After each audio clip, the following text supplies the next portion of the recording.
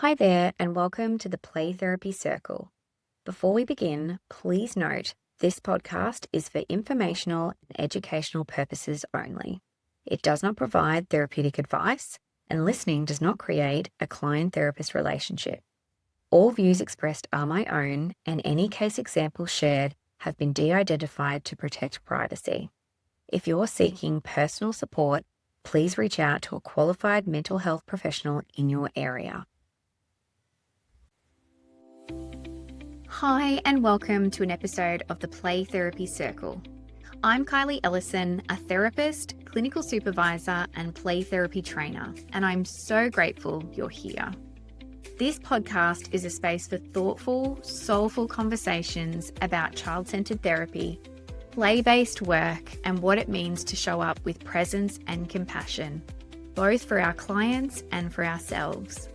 Whether you're a seasoned play therapist, a student just starting out, or someone deeply passionate about working with children, you belong here.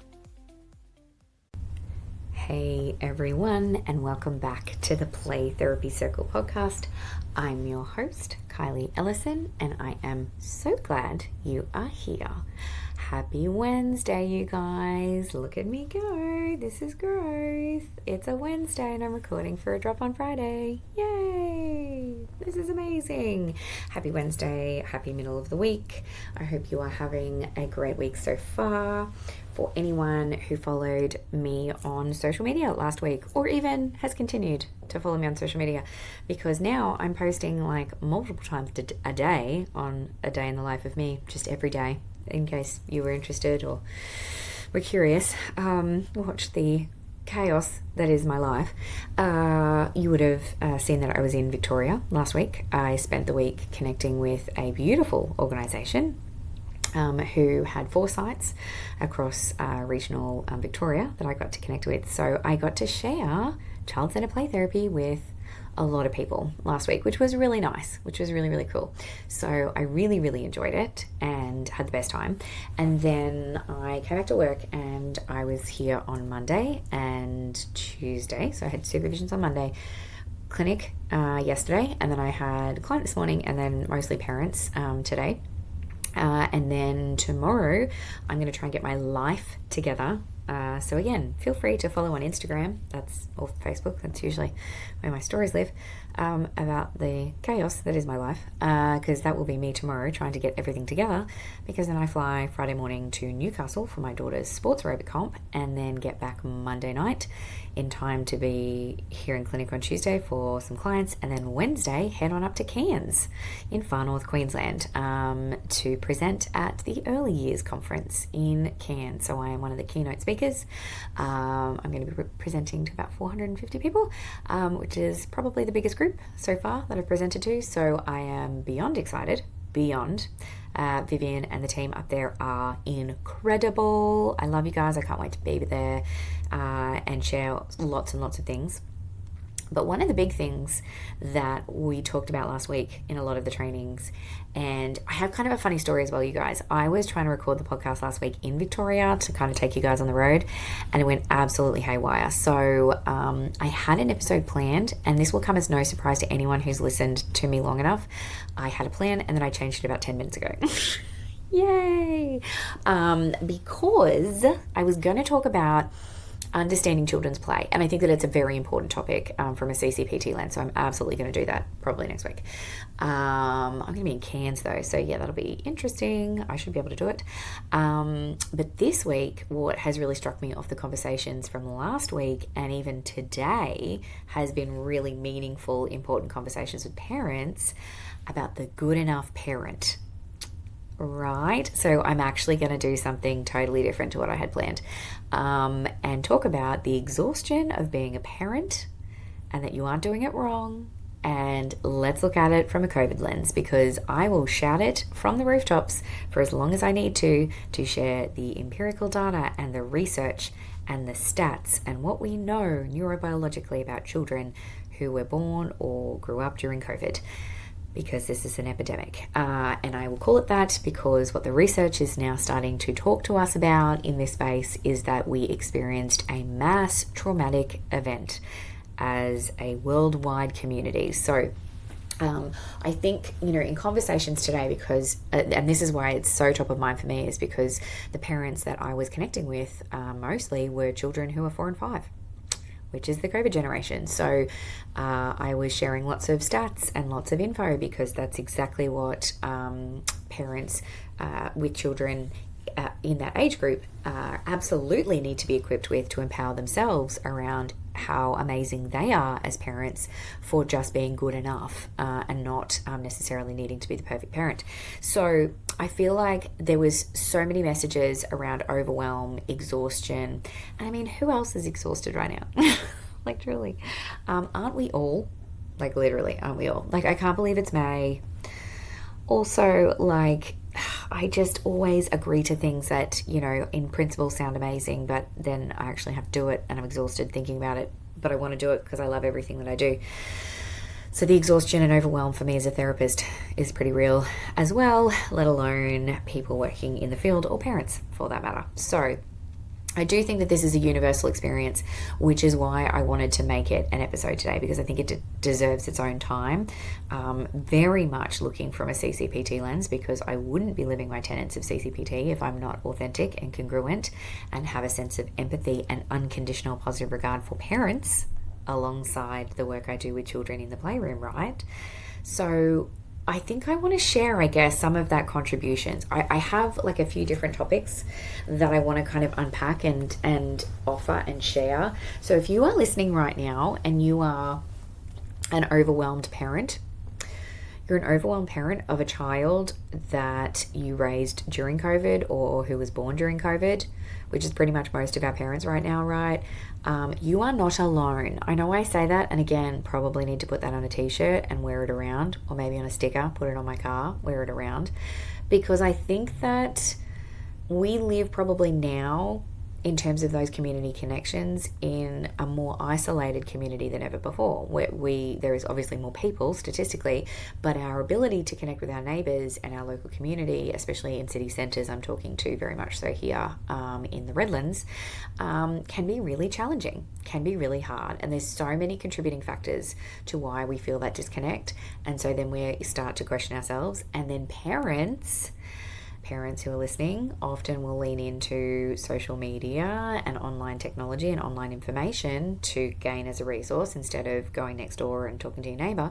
And so we get into this kind of loop of messaging around the perfect parent and the Instagram mums. I think I've mentioned that to you guys before. I often have people in training that will mention that to me and remind me of that, because that's real. That's a thing that lives in our communities as well. So I want to talk about that in due course.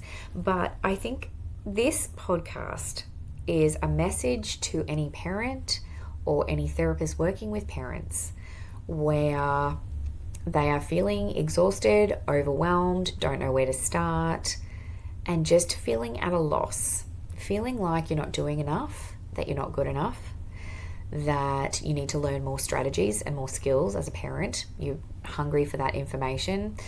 But in essence, if we break it down, and I'm saying this both, I'm wearing two hats for this podcast, right? I'm wearing it as a parent of two teenagers, and I know I've said this to you guys in previous podcasts that I'm in the trenches of the teenage years, and I'm fairly confident that I may not make it up the other side of the trenches, especially when my daughter gives me such real-time feedback and honest feedback. Chels, if you're listening, she doesn't listen to the podcast. You're way too honest. But we want them to be honest, so that's a good thing. But I'm talking as a parent, and then I'm also going to talk as a therapist and a play therapist working with parents who are completely overwhelmed as well. So where do I start? There's just so much to talk about. I want to talk about first the COVID generation. This was something that really struck me last week when I was in Victoria, and I was giving some of the nuts and bolts kind of data, like not just like my whimsical opinion. No, like the actual science of what we are facing in terms of the babies that were born between 2020 and 2022. But even more so, we're starting to see kind of that window of kind of that year or two before as well. So even babies that were born in 2019, say. So they are roughly now between that age group of kind of 4, 5, 6 kind of deal in terms of the age of kids. I have been saying for a very long time now that I do not believe that we can, as a therapist cohort or as a school community or as a parent cohort, view this age group of children the same way we would have viewed that same age group 10 years ago. We just can't, because we have never experienced in our lifetime something of that magnitude in terms of the significance of the impact of those COVID lockdowns on the social and emotional growth of children. So we really can't put them in the same brackets or expectations or child development stages, because developmentally, what I'm seeing more and more is they're actually functioning and communicating through their play and through their behaviour as being much younger, like maybe 2 and 3 year olds. So I'll get to that as we kind of move through. But what are we seeing here in terms of what that COVID generation looks like and what that impact was? So babies that were born during COVID were born to parents who were absolutely stressed out, exhausted, overwhelmed, didn't know what was going to happen next, and so were fairly isolated and quite anxious in their presentation. What we know from the data, I'm going to throw this in every now and again. So what we know from the data is that maternal prenatal stress tripled during the pandemic. Maternal prenatal stress tripled during the pandemic. So then we have MRIs starting from 2024 of the brains of babies born during COVID who have a smaller amygdala, smaller right hippocampus, and reduced white matter in their brains when they were born. So I'm going to throw those bits and pieces in as we go along. I'll certainly put references at the end of this episode for those of you who are interested in doing more reading. Please, this is public record. Please go out and read as many articles as you can, because this information needs to be shared. It absolutely does. And it's why I'm doing the conference next week. It's why I went to Victoria last week. It's why I'm going to the Brisbane Convention Centre and presenting at a conference there in June, because this information needs to be shared in the sense that we really need to start normalizing. For parents who are exhausted and stressed out, you are not alone. You are absolutely not alone. And it's actually really important that we look after you as much as we look after the kids. So what are we seeing in terms of some of the data and some of the indicators that are coming out of this generation of children? Higher rates of anxiety and separation anxiety than ever before. We are seeing speech and language delays. If you have a child who is between the ages of 4 to 7 and they are delayed in their speech, this is my shocked face if you're looking on the video. And for those of you just listening on the podcast, there is no expression on my face, because that is absolutely what we have known for the last few years in looking into this research and also working in this space. They are delayed because they have lacked that critical window of that social emotional growth that is needed through interactions with peers and play, because that was restricted. Social and emotional delays, not able to turn take, not able to share, not able to resolve conflict. We're seeing, because there was mask wearing, a delay in being able to read facial cues, to be able to read social cues, to be able to develop their emotional literacy to the same developmental stages that they should be for their chronological age. Sleep disturbances, sensory sensitivities, separation anxiety, and the list goes on, right? So why are we seeing this? And I feel like for those of you who've been listening for a while, you probably already know. There's probably a few of you that are like, let me say it. But I'll say it for all of you. The first 1,000 days we know are critical for the nervous system of the development of the child. And if that window is impacted or disrupted, it is laying that foundations for children's understanding of relationships with others and the world around them. So co-regulation for that first 1,000 days is absolutely critical with the adults in their lives. And so when we look at just the environment that we were coping and dealing with, where we had parents and caregivers just as stressed and anxious as their children, that capacity to be able to co-regulate when caregivers are feeling dysregulated, anxious, grieving, lonely, all of those things, meant that was harder. It was harder. And I want to give grace and I want to give so much compassion and empathy. As a parent myself who went through the COVID era, we all had no idea what we were doing. And anyone that says that they knew what they were doing during COVID is lying. I'm just kidding. That's my own opinion. Don't come for me. But what we understand from the literature is that social learning requires social contact. And that's what kids need. So if we restrict their play, it lends that they're going to be delayed in their social and emotional skills. What we need to emphasize here is if you have a child that is really struggling or was fine during the pandemic, but is really struggling now, right? Even children who are okay, there's a cumulative effect here where all of us are coming out of that period. And I just feel like there's always kind of this, I feel like in our Australian community, I can really only talk to that. I can't even imagine what it's like in other countries. But I feel like in Australia, we have a whole population of parents who are on tenterhooks. Like they are just like waiting for the next existential crisis or huge world event to happen that means that their life is going to come crashing down again. I think that lends to a population of parents who are highly anxious and stressed out and exhausted. It doesn't mean that you're a bad parent. It means you're human. You went through a human experience. You went through something that was deeply traumatic. And parents have had to, and I remember this myself in my own experience of just running a business and trying to be a mum and a wife and all of the things during that time, that we had to hold it together because it was so important for the kids in our lives that we held hope, that we knew what was going to happen, even though we didn't know half the time what was going to happen, and that we could be future focused because we believed that things would get better. And so we had to do extraordinary work in impossible circumstances. So children aren't damaged. They are not failing. They are not... it's not impossible for there to be a way forward. Children's brains are extraordinarily resilient, hugely resilient. And so this generation is going to need more support to integrate what's happened, but they're not broken. They're absolutely not broken. So this is not permanent either. This is really, really important. We believe as child-centered play therapists, because we live in that space of that person-centered approach of believing in the capacity of the client if given the space, the supportive space to do so.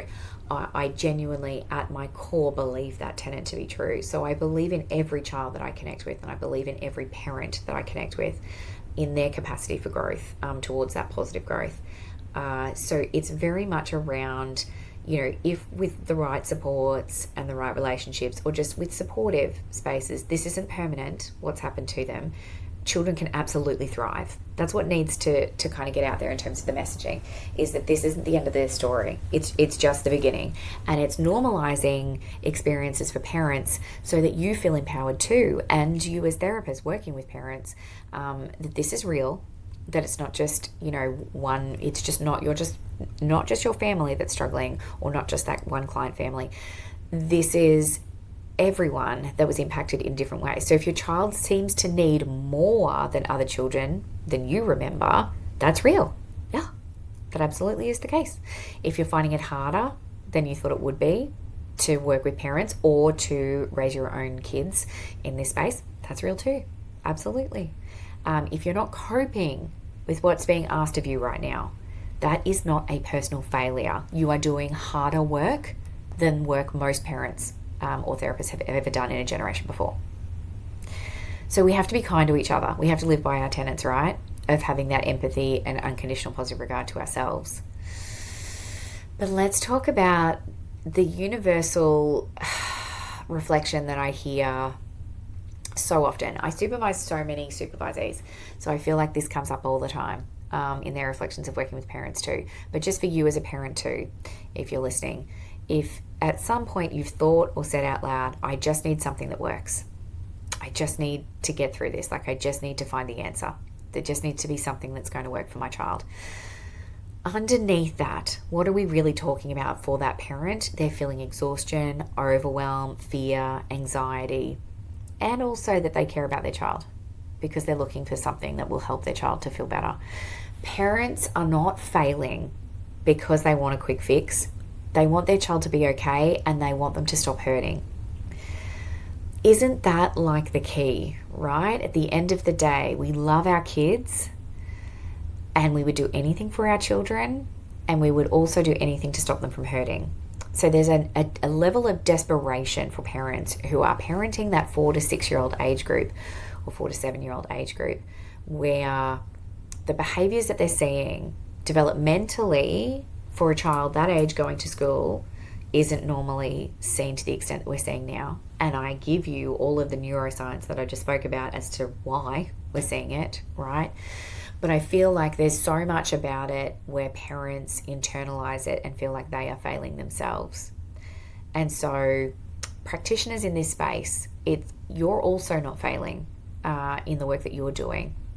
It means that, because parents are desperate for this fix, it means they care, and it's really hard to watch parents that are struggling. And I think if we reframe it that way as practitioners, to understand that it's not about them just wanting a quick fix. Although, I had conversations last week where, the level of diagnoses in Australia of neurodivergence is something like, and I'm going to absolutely butcher this, so I'm absolutely sure that the stats may be slightly different, but it's something like 3 times more than what we would expect in the community for the occurrence of neurodivergence to be. So it's there is an overdiagnosis of kids, absolutely. That's absolutely, I can say that both anecdotally and what we're seeing in the data. But I think that is coming from a place of parents being exhausted, trying all of the traditional techniques and nothing working, and really not knowing where to turn. So I think it's important to hear this message, because what needs to happen is, as a parent, to hear that you are not failing, and that the fact that you care is half the battle. So that is so important, to continue to care and love, your child regardless. But there's also no quick fix. Because if there was, we'd all know by now, and it'd all be fixed.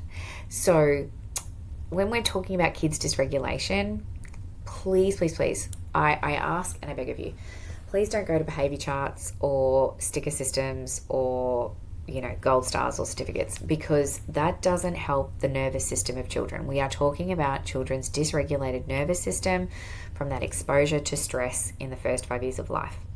And so anything that promises that and says that it's going to absolutely fix your child without looking at the nervous system is not necessarily going to potentially be your experience. So children's brains are built through repetition, thousands of repetitions of experiences, not one single intervention. So not one quick fix is going to work here.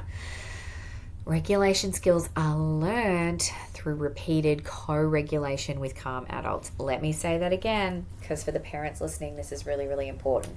Take the, I really want to take the burden of some of that guilt and shame and fear of failure as a parent, because all parents feel that to some extent in some way, right? But take that off and know that what children are looking for right now, and especially our kids starting school or early years of school, that they need repeated co-regulation with a calm adult over years, over months. Sorry, I should say that the other way around. I'm getting ahead of myself. Over months, over years, not just a couple of times. So a behaviour chart can change behaviour temporarily. Sure, there is a place for all of that, but we often see kids comply rather than learning necessarily those skills that are going to support their regulation long term, and that's where we need that co-regulation and that experience with a calm adult. So what do kids actually need who are struggling in this space? It's consistency, predictability, reliability, and an attuned relationship over time, over months, over years. This isn't a quick fix, because we went through a traumatic event over months, over years. So we can't expect kids to get that quick fix, even though we feel that pressure. It really is giving yourself permission as a parent to say, I'm doing enough, because I'm working my butt off and I'm trying as hard as I can, and I'm working as hard as I can, and I'm giving as much as I can. right? So co-regulation through your calmed presence is what kids need, and connection over correction every time, I will always say. And patience with this process. So if you are, because I want to kind of get a little Freudian here, when you are picking up on that stuff for you as a parent, and when you're picking up on that urgency as a therapist, it is so much more around what's going on for us than necessarily what's happening for the child. So if we're feeling that urgency as a parent, how are you as a parent getting support? Like, are you getting support? Like, are you having someone you can talk to? Are you looking after yourself? And not just the self-care garbage that people put online about, like, color in some pictures. No. What we need to talk about is actually looking after ourselves as adults so that we can be there to regulate our children and help support them to rewire their brains to be regulated as well. So, wanting a quick fix, though, is not a character flaw. I need to emphasize that. If you are a parent listening right now who is desperate, that absolutely makes sense, because you are in the trenches and it is a very hard slog. Absolutely. And I want to normalize that and name that for you. It's the language, when you are feeling like you want a quick fix, it's the language of an exhausted parent who's run out of resources and is literally looking for a lifeline. And so I have so much empathy and compassion for that. But the quick fix is also not the answer. You are actually the answer. I love this reminder. There is nothing outside of your connection with your child. There is nothing that I can say as a therapist that is going to trump that connection and relationship you have with your son or daughter, or them or they. Right? Nothing is going to trump that connection. So it's so important that you, as the parent, and practitioners working in the space, remind your clients that you are so important as well. Your presence, your patience, your regulation, your relationship, because nothing is perfect. So this needs to be something that we remind ourselves to help us move into the space of, okay, well, what does that look like? How do I do that? I want to talk about giving you permission to be the good enough parent. Let me say that louder for the people in the back. There is no such thing as the perfect parent. And I say this as a parent myself. Okay? It doesn't exist. There is a phenomenon in our society, thanks to social media, called the Instagram parent. Heard of it before? If you haven't, let me tell you about it. Okay. It is definitely when we see parents and families online with beautiful, composed photos of wonderful family routines, beautiful homes, spotless kitchens, calm, smiling kids, eating, beautiful dinners made by their mum and or dad or whoever, their caregiver, and beautiful photos of parents doing gentle parenting and, all of those things, right? Behind all of those photos, you didn't see the meltdown before. You didn't see the exhausted parent crying in the bathroom afterwards. You didn't see the cropped out chaos. It's just a beautiful photo on Instagram. So please know that it is not reality. It 1000% isn't. So if you are a parent comparing yourself to other parents online, please give yourself the space and the empathy to not have to do that. Don't do it. Like, don't kind of compare yourself in that space. It's just not reality. It's a curated reality, would be my argument. Social media does not show parenting. It shows the 2% best version of the parent, the polished day in the life. And for anyone who has followed me, this is just like so accurate, because if anyone follows me on social media, on the Play Therapy Circle podcast or on my training and therapy page, you will see in real-time stories of me not kicking goals.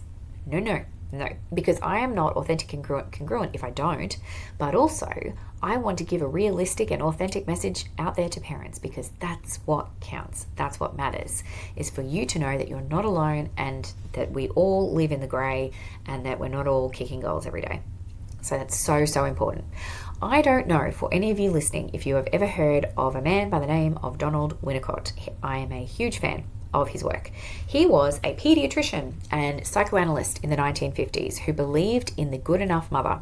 He gave us such incredible terms like the true self and the false self, but he also gave us the term the good enough parent. And it's so freeing when we use this term to give ourselves that permission to not always be perfect.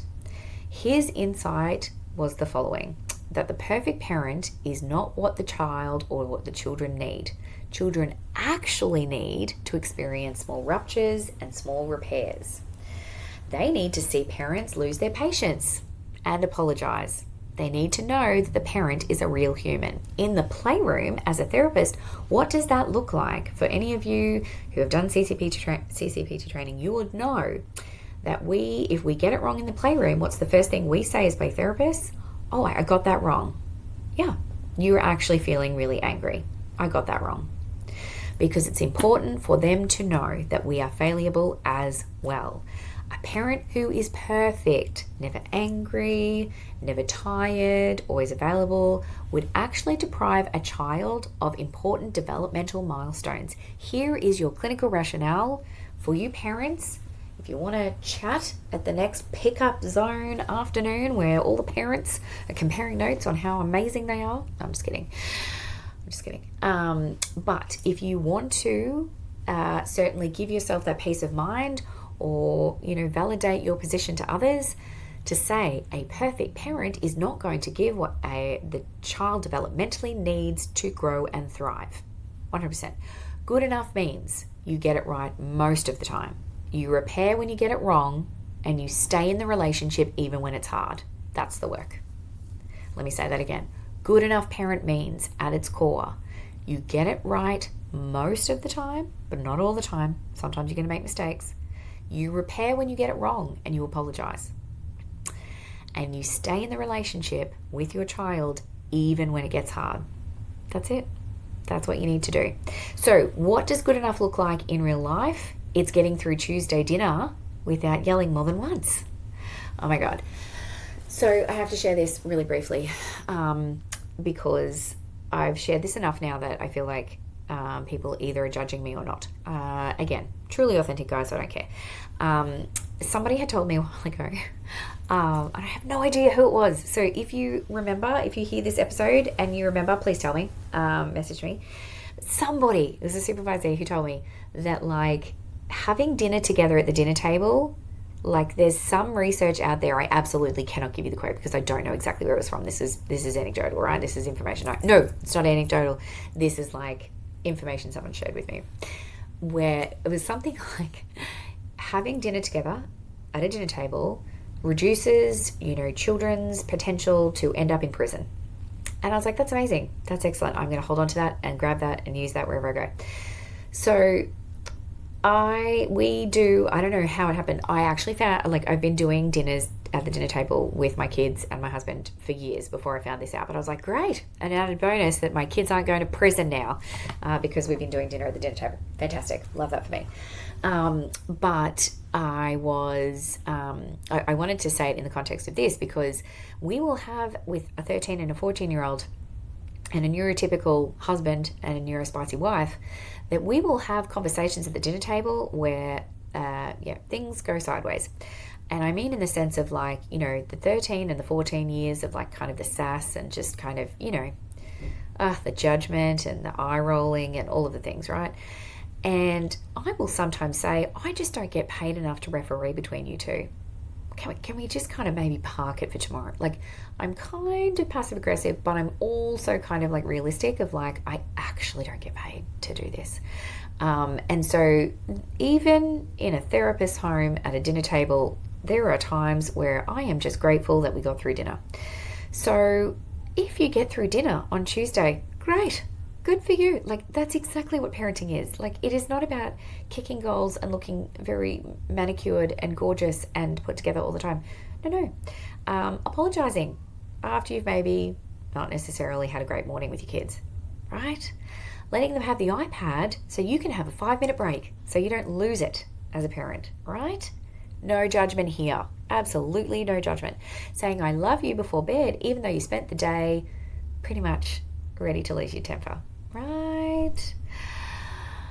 The leaving in the potential of tomorrow as a parent. It's like, reset, starting again tomorrow. Showing up tomorrow when you didn't show up today because it just all went south, right? That's parenting. That's the good enough parent, where we try again tomorrow because we know that today was a write-off. That's it. That's what we need. And we need to give permission to parents instead of kicking goals and having, beautifully dressed, perfect setups. Oh my goodness, that's absolutely not the case for me. It's important. It's important that you hear this as a parent and for you to be sharing this as a practitioner with parents. Permission for the following. You do not have to get gentle parenting perfectly right every time either. And you do not need to raise your voice ever. Let me say that again. I'm stumbling all over my words because it's too late in the day. You do not have to never raise your voice, because let's be real that we're going to get frustrated at times with our kids. I feel like as my kids have gotten older, it's gotten slightly easier. Who is having a fun time as a parent right now? That's the whole reason for this episode, right? You don't have to cook every meal. It is an absolute running joke in my family that my husband did not marry me as a housewife, and it's absolutely not the case. I am a terrible cook. I'm a mum, I'm a wife, and I'm an absolute terrible, terrible cook. So you can absolutely guarantee my husband is on night shift tonight and tomorrow night. Do you know what we're going to be doing for dinner? Takeaway. There you go. We're coming to confession. We're telling all about things that we're doing right now. I absolutely am setting the bar incredibly low, and everyone in my family knows that as well. That they're not going to get anything cooked. And if they are, do you know the one thing I can cook though, going off on a very wide tangent here, I can do carbonara, because do you know what's in that?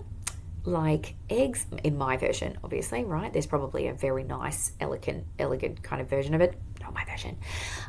It's got egg, it's got diced bacon, it's got cream and Parmesan cheese and pasta. Oh, and some salt and pepper. I can do that. I can do that. That's it. So, give yourself permission that you don't always have to cook the meals from scratch or make the beautiful manicured lunches. That was always a thing, because I have worked since my kids were 3 months old, both of them. I was just in a position, my husband and I, that I needed to go back to work when paid maternity leave here in Australia was over, and that was back in 2012 and 2013, so you only got 3 months back then. So I was back at work. Working. So that juggle of working and just being there for your kids, I never got that balance, and I still don't to this day. And I just remember, so many of the kids that my kids would go to school with who would, have parents or have, and I'm going to use gender terms here to say have mums, that were making beautiful lunches for the kids, and my kids were not. No, they were not having beautiful lunches. So, I even say that now with all of this kind of guilt and shame of God, I wish I could have made beautiful sandwiches or I'd cut off the crusts and I don't know. And then I think there's absolutely no way that I would do that anyway. And my kids know now not to expect that either. So we all kind of meet in the middle. But I think it's really important to allow yourself to be tired. Oh man, I'm talking to myself right now, you guys, for reals. Whoa. It's okay to be tired. How is it the middle of May? I always start my episodes like this and I haven't had a chance to do it. But how is it the middle of May? Oh, I'm so tired. And there's just so much ahead of the year to go. Really, truly, oh my God. Anyway, back to the notes. So you're allowed to be tired. You're allowed to have tough days. You're allowed to have tough weeks. You're allowed to have tough months. Take as long as you need as an adult, as a parent. Take as long as you need. You're allowed to lose your patience, but do the repair afterwards, because we're fallible, right? We kind of lose our stuff and then we let the kids know that was not okay. Your child does not need a perfect parent. They need you. You at the end of the day are the answer. Your presence, your realness, your willingness to repair, your willingness to try again. I do find this, going again off on a tangent, because and I don't think any of Chelsea's friends' mums listens to this either, by the way. How great is this? Because I feel like they would get the joke. I'm about to joke about these guys, so like, you know, for any of those ladies listening, there's a couple of them. You know, I love you. It's all love. It's all love. But when Chelsea's friends come over to our place, fortunately or unfortunately, I don't really know, because I know I'm a therapist, I start getting their burdens, their issues, and their life stories and their challenges. My daughter, on the other hand, is so bored because I will do things like, that just sounds like it's really hard. It's reflecting feelings in child-centered play therapy, right? That just sounds like that's really hard, and you just really wish you'd had a different teacher. Yeah, that teacher is really hard, and it just makes that math subject really tricky for you. Yeah, you're just really struggling with that right now. Like, I'm going to say this joke. I joke, but half serious, that I really need to start sending an invoice to those parents, because I have them over and then I give them therapy. No, I don't give them therapy, of course. You never give therapy to friends or family. But I think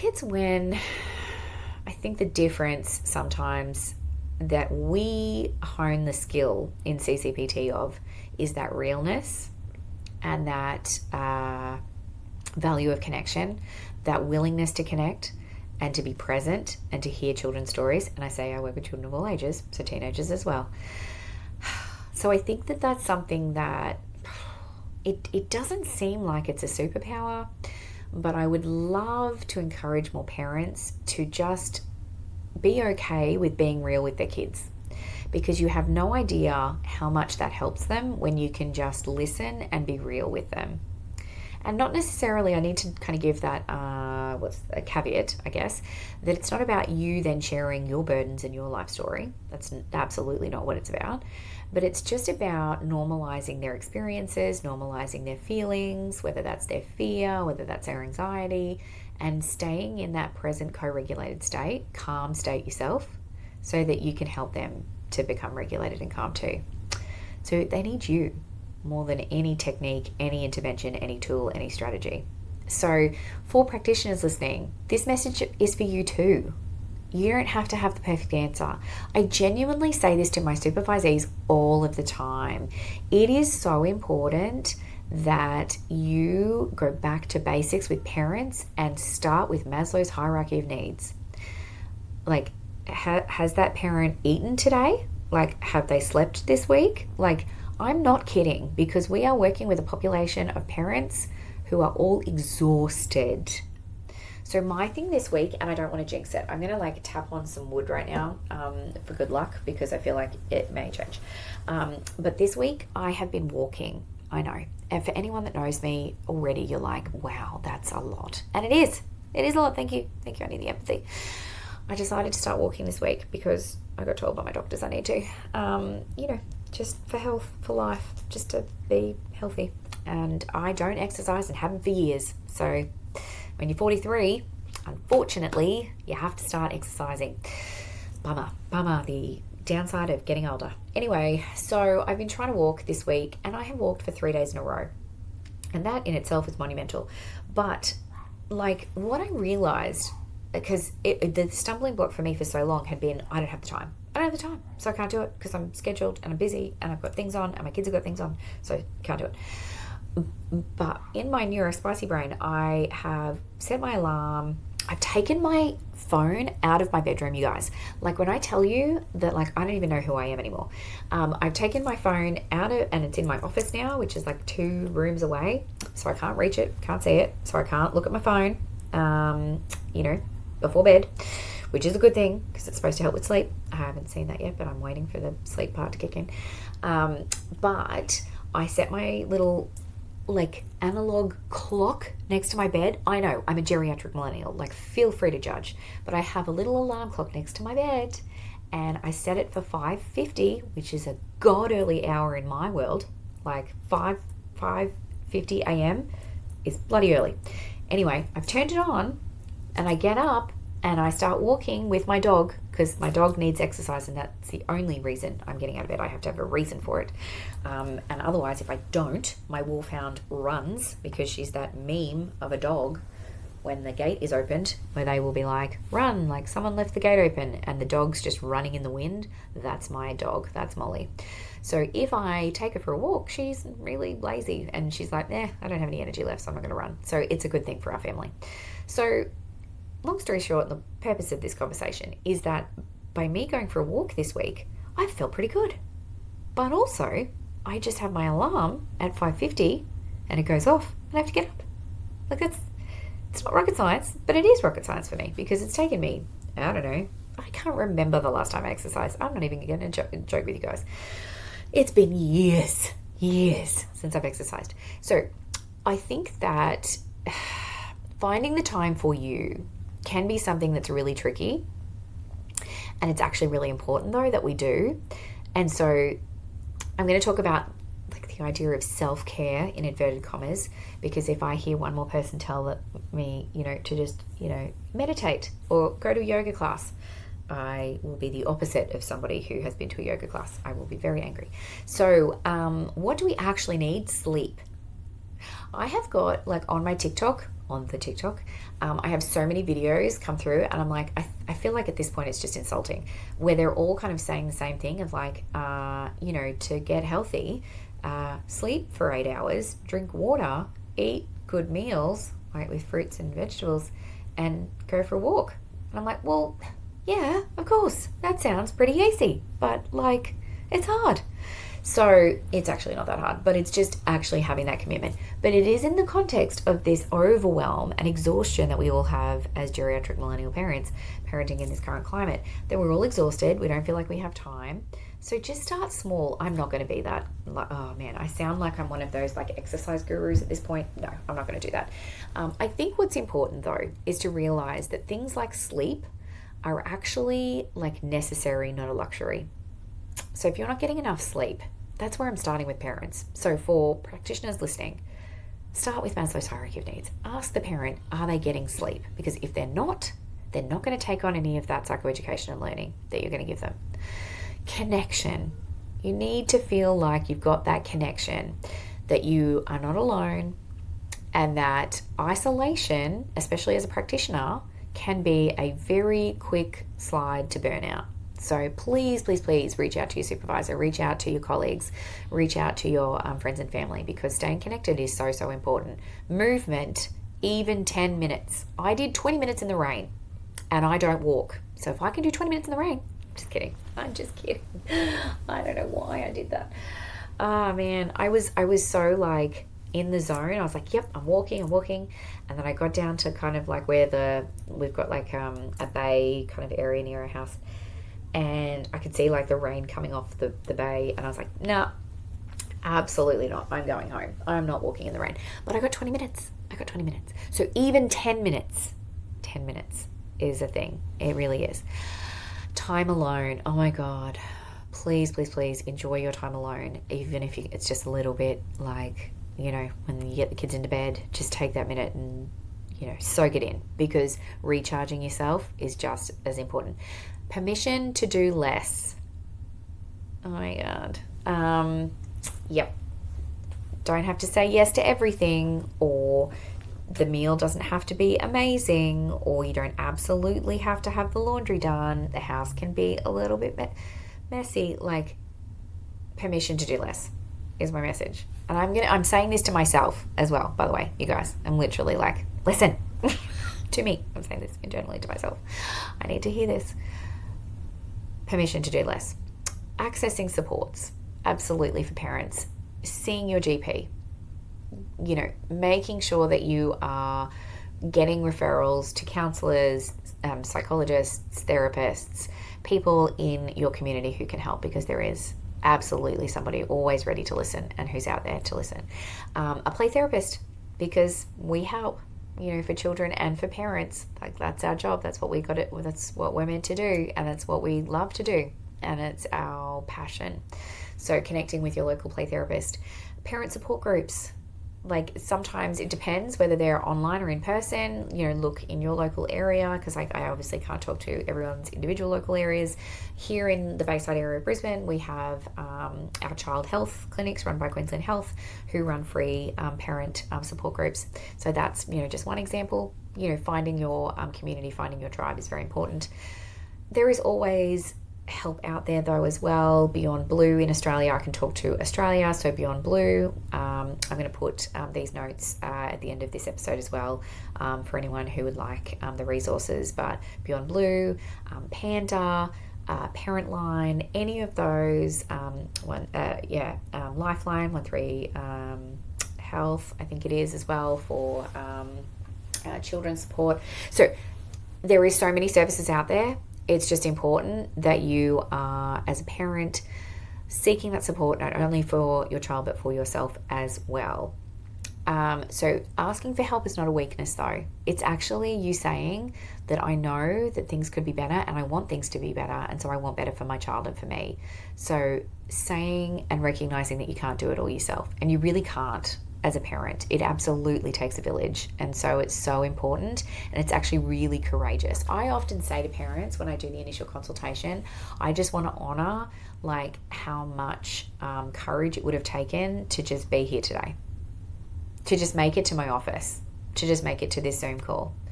Like really validating that there's so much anxiety and trepidation and fear and judgment that you feel as a parent going and seeing a therapist, when it actually is something incredibly courageous, and that children need a village. They do. And we need to work towards kind of building that back up. So I want to leave with a few kind of messages, I guess. And I hope that this episode has been helpful and useful. Good Lord, it's been cathartic for me. This has been great. I feel so much better about my parenting now.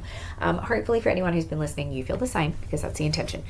If you are listening and you're exhausted, same. Yep, I see you. If you are listening and you're wondering whether you're doing enough, you absolutely are. You are. Play this back if you need to. Save this. If you are wondering if you're doing enough, Kylie said you are. If you're listening to this and measuring yourself against impossible standard, aka the Instagram mums, put it down. Put the phone down.